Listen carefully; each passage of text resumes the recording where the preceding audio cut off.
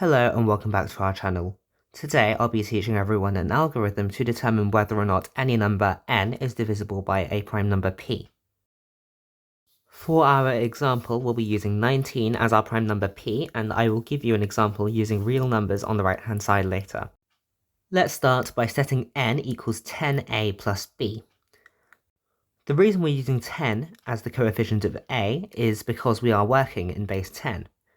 The aim here is to split the number up into its final digit and everything else. Next, we shall set m to be a plus kb.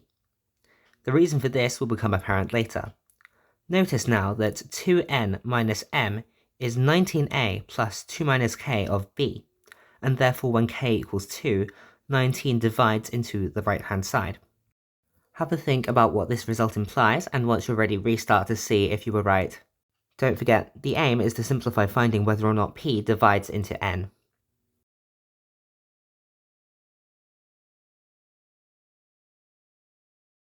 The biggest implication of 19 dividing into the right-hand side is that we can now simplify the problem of 19 divides into n into 19 divides into m.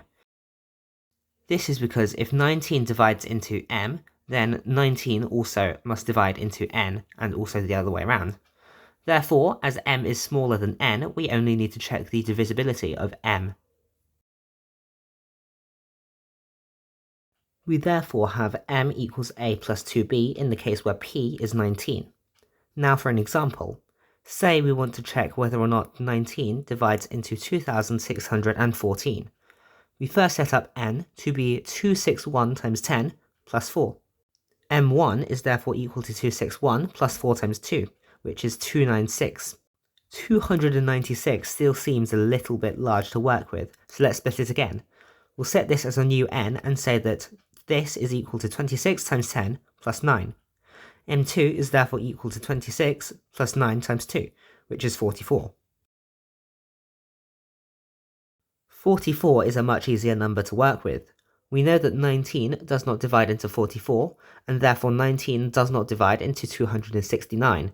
This, of course, implies that 19 does not divide into 2614. And therefore, we have proven that 19 does not divide into 2614.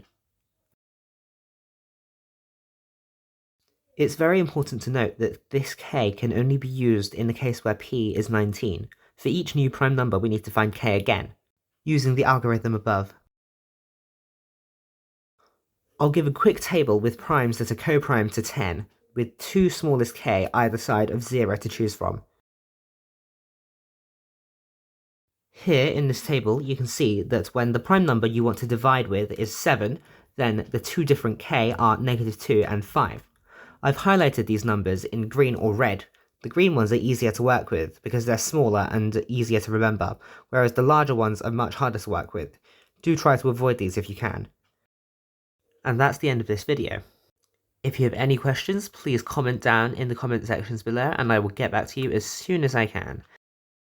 If you liked our video, please like and subscribe, and we'll see you next time for some more fun maths problems. Thanks for watching and goodbye.